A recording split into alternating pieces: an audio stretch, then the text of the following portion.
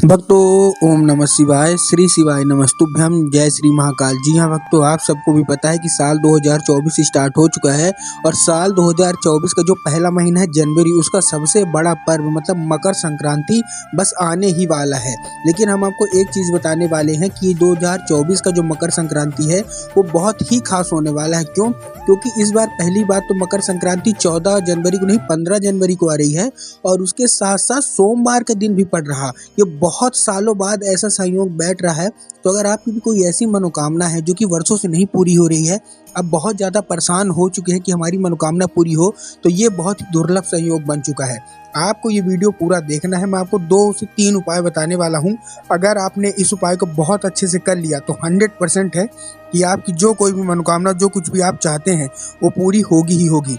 साल 2023 में जो मकर संक्रांति आई थी, बहुत सारे लोगों ने उपाय किए और उनको सबको सफलता मिली। तो अगर आप भी चाहते हैं कि आपकी सारी की सारी मनोकामना बाबा भोलेनाथ पूरी करें, तो ये उपाय आपको ध्यान से कर लेना है। पूज्य गुरुदेव कहते हैं कि मकर संक्रांति के दिन जो कोई भी व्यक्ति, चाहे वो महिला हो या पुरुष, ये उपाय कर लेता है, व्यक्ति की सारी मनोकामना बाबा भोलेनाथ अवश्य रूप से पूरी कर ही कर देते हैं। तो कौन कौन से उपाय हैं, चलिए मैं आपको बताता हूं, जो मैंने पूज्य गुरुदेव की ही कथा सुन के और बहुत अच्छे समझ के सुना हूं। तो चलिए बताते हैं। लेकिन उससे पहले चैनल पे पहली बार आए हैं तो वीडियो को कर दें लाइक और चैनल को कर लें सब्सक्राइब, ताकि पूजनीय पंडित प्रदीप जी मिश्रा के रोज नए नए उपाय सबसे पहले आपको प्राप्त हो सके। अब देखिए, आपको भी पता है कि मकर संक्रांति के दिन तिल का कितना ज़्यादा महत्व है। हमारे यहाँ तिल का लड्डू भी बनता है। आज मैं आपको 2 उपाय बताने वाला हूँ। देखिए, पहला जो हमारा उपाय है, आपको तिल और गुड़ से लड्डू बनाना है। ठीक है, हम लड्डू बनाते तो आप सब हैं बोलेंगे हाँ ये तो हमने बहुत पहले से किया, लेकिन इसको और अच्छे से करना है और आपकी मनोकामना मांगनी है। कैसे? आपको तिल और लड्डू अच्छे से आपने बनाया, लड्डू का बना लिया, तिल और गुड़ का अच्छे से लड्डू बना दिया। उसके अंदर आपको एक सिक्का डालना है। 1 रुपये, 2 रुपये, 5 रुपये, 10 रुपये, कोई का भी होगा। बहुत सारे लोग ये पूछते हैं कि हमको 2 रुपये का सिक्का डालना है कि हमको 5 रुपये का सिक्का डालना है। मैं आपको बताना चाहूँगा कि आप कोई भी सिक्का, मतलब 1 से लेके 1, 2, 5, 10 किसी का भी सिक्का डाल सकते हैं। लड्डू थोड़ा बड़ा बनाइएगा ताकि उसके अंदर से अच्छे सिक्का आ जाए।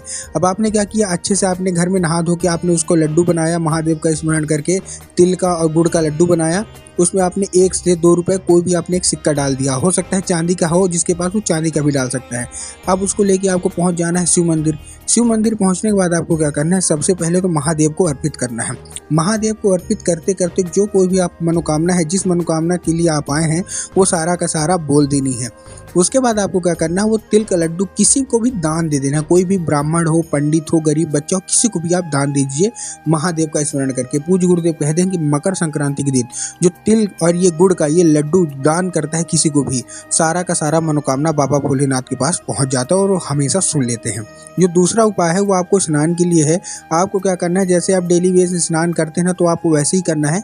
लेकिन स्नान के बाद आपको एक चीज़ का ध्यान रखना है कि नहाते समय जो भी आप, मतलब बाल्टी, टब, कहीं से भी जो आप नहाते हैं, उसमें आपको काली तिल मिला लेना है। नहाते वक्त एक चीज़ का ध्यान रखना है, क्या करना है, काली तिल मिला लेना है नहाते समय और आपको नहा लेना है। पूज्य गुरुदेव कहते हैं कि ऐसे स्नान से अनजाने में हुए आपसे कोई भी पाप सारे के सारे महादेव समाप्त कर देते हैं। तो आपको ये जरूर कर लेना है। अब हम तीसरे उपाय की ओर आते हैं, जो कि धन प्राप्ति के लिए उपाय है। बहुत सारे लोगों के ये क्वेश्चन आते हैं, कमेंट आते हैं कि हमको धन प्राप्ति नहीं हो रही है, महादेव हमसे प्रसन्न नहीं हो रहे हैं, खुश नहीं हो रहे हैं, तो कौन सा उपाय करें। आपको क्या करना है, 1 लोटा जल लेना है। देखिए, मकर संक्रांति का बहुत बड़ा उपाय मैं आपको बताने वाला हूँ, ध्यान से सुनिएगा। आपको क्या करना है, आपको लेना है 1 लोटा जल।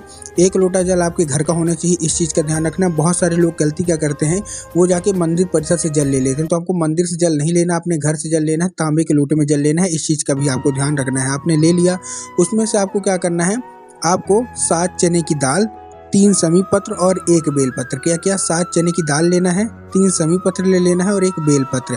देखिए, जो आप 7 चने की दाल लेंगे तब आपको ध्यान रखना कि दाल कहीं से भी बेकार नहीं होनी चाहिए, मतलब अच्छी साबुत होनी चाहिए। 3 जो आप समी पत्र ले रहे हैं उसमें भी आपको ध्यान रखना है कि समी पत्र अच्छे हरे होने चाहिए, मुरझाए हुए नहीं होने चाहिए। और उसके साथ जो आप 1 बेलपत्र ले रहे हैं, तो बेलपत्र में भी आपको ध्यान रखना है कि बेलपत्र अच्छा होना चाहिए, कहीं से भी कटा फटा नहीं होना चाहिए। ठीक, अब आपने उसी लोटे में डाल लिया और पहुंच गए शिव मंदिर। शिव मंदिर में सबसे पहले आपको दक्षिण दिशा में खड़े होना है और आपका चेहरा उत्तर की ओर होगा और आपको महादेव का एक सुंदर सा नाम है कुंदकेश्वर महादेव। तो आपको कुंदकेश्वर महादेव का नाम लेके आपको जल है अर्पित कर देना है और अपनी मनोकामना मांगनी है। पूज्य गुरुदेव कहते हैं 2 से 3 दिन के अंदर सारी की सारी मनोकामना पूरी हो जाती है। तो उम्मीद करता हूँ आपको उपाय अच्छा लगा होगा। उपाय अच्छा लगा तो कमेंट बॉक्स में हर हर महादेव अवश्य रूप से लिख दें।